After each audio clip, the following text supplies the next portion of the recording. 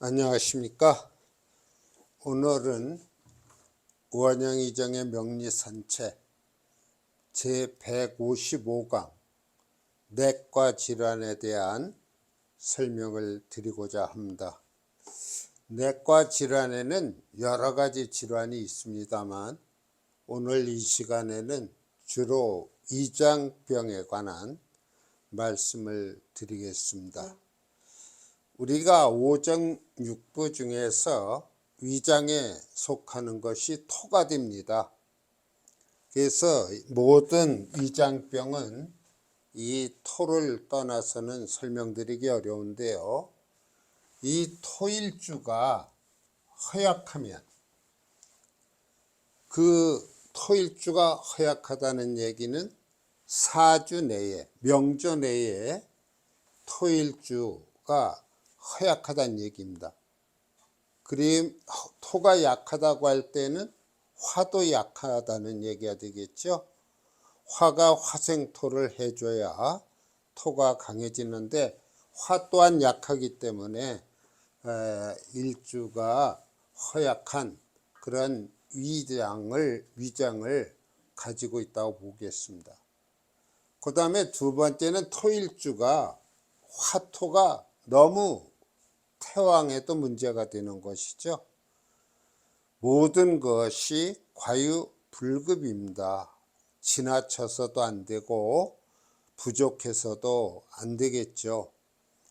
우리 몸의 모든 건강은 모든 재반 조건이 균형을 이루고 있을 때 건강한 것입니다. 그런데 위장병에 있어서 이 토가 지나치게 허약하다든지 또는 지나치게 태왕하게 되면은 위장병이 따르기 마련입니다. 일단 토가 허약한데 화마저 약하다. 화가 약하다. 화는 본능적으로 토를 생하게 되어 있습니다. 그런데 화가 약하면은 화생토가 되질 않기 때문에 결국은 위가 약하다는 결론에 이르게 되죠. 또 화가 약한 사람들은 심장병을 가지고 있습니다. 심장병이 있는 사람은 자연히 위가 약해진다. 그렇게 말씀드릴 수 있어요. 또 토기가 지나치게 왕하다. 그러면 우리가 다자무자라는 말을 알고 계시죠? 많은 것은 없는 것과 같다. 그 다음에 태강즉절이라 지나치게 강한 것은 부러진다.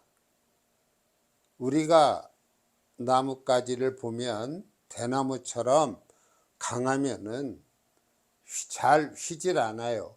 물론 대나무는 열을 가하면 휘어지긴 합니다만 그 자체로서는 부러지면 부러지지 휘지를 않습니다. 그래서 이 토가 왕하다고 하는 것도 결국은 약한 거나 다름이 없는 것이죠.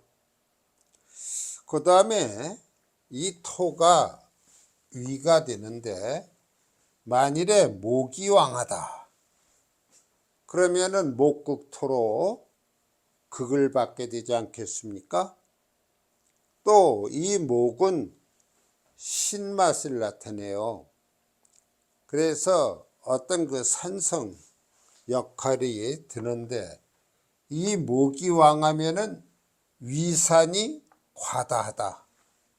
위산이 과다하게 되면 속쓰림이 돼서 많은 지장을 가져온다.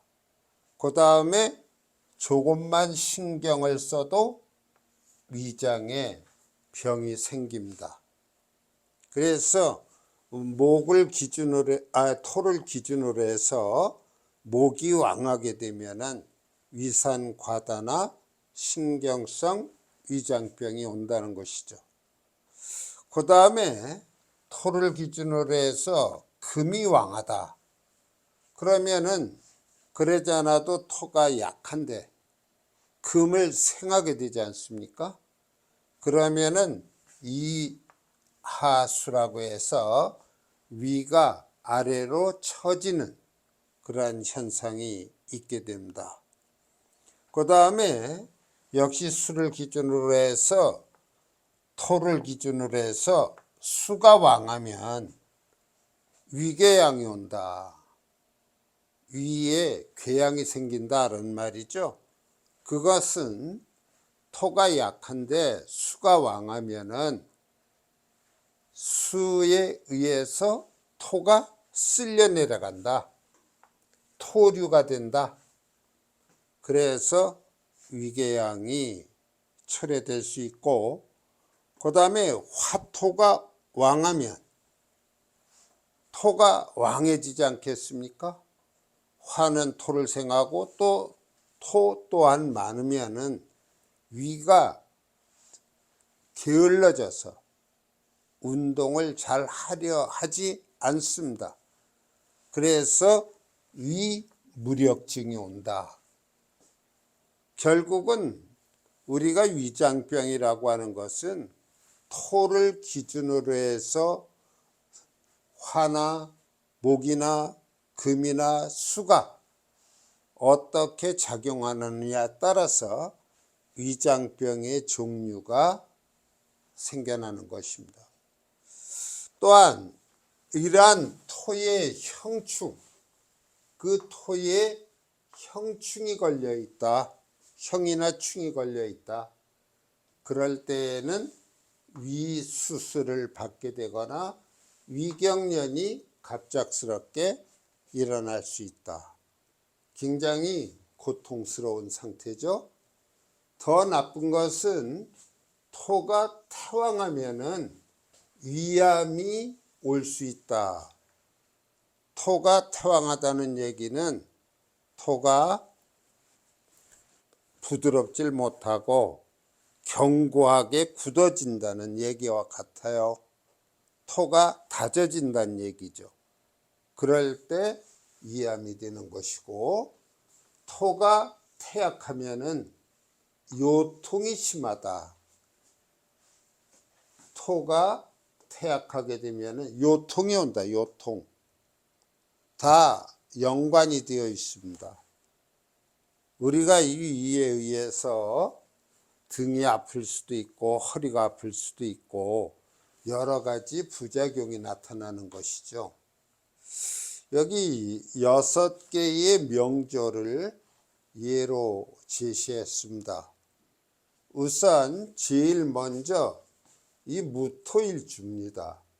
무토일주인데 이 무토를 에워싸고 있는 오행을 살펴보니까 여기서 이렇게는 우리가 목이 돼요. 그런데 여기 해수가 둘이 있지 않습니까? 인에 한목되고 수생목돼서 결국은 목이 태왕하다. 목기가 강하다. 그럼 목이 강하면 어떻게 된다고 했어요? 위산과다나 신경성 위장병이 올 수 있다. 그런 말씀을 드렸습니다. 그래서 신경을 조금만 써도 위장에 장애가 와서 우리가 식생활이 원만하게 이루어지질 못합니다. 그 다음에 두 번째 명조를 보니까요, 토일주입니다. 그 토일주의 세력이 이렇게 되겠네요. 그 외에는 금이라고 하는 성분과 목이라고 하는 성분이 서로 상전 싸우고 있어요.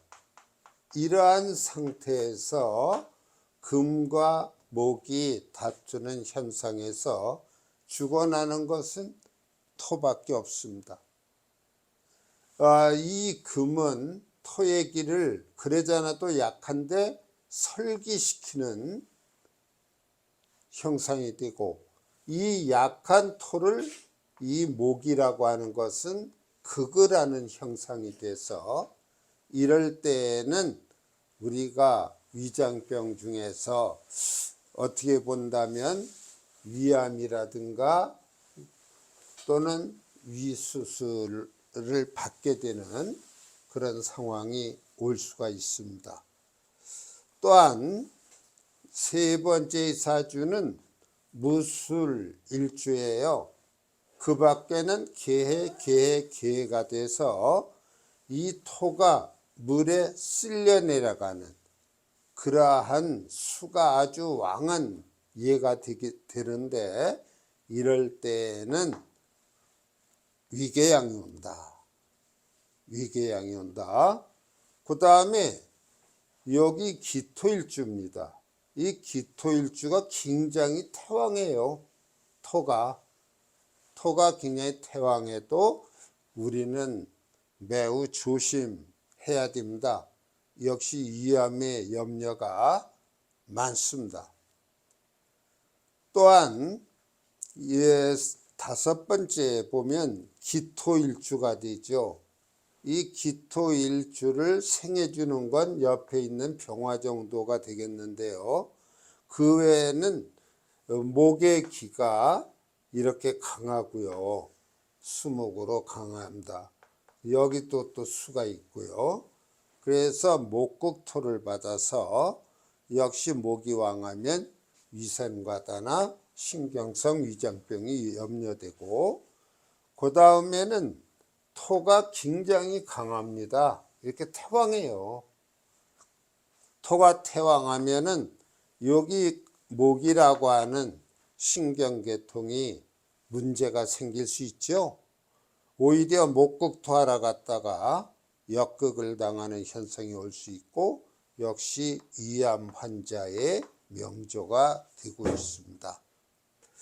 참고사항으로 제다자 사주에 재가 많은 사람, 그러면은 제다신약이 될 거예요.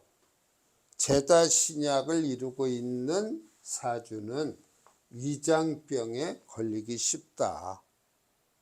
왜 그러냐면은 재가 많다는 것, 이때 이 재는 음식이 되기도 하거든요. 그래서 제다자는 음식을 지나치게 섭취하는 그런 성향이 있을 수 있습니다.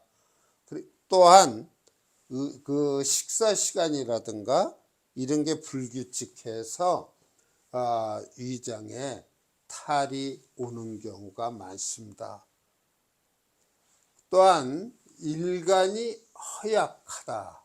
어떠한 일간이든지 허약하다고 한다면 소화력이 약합니다.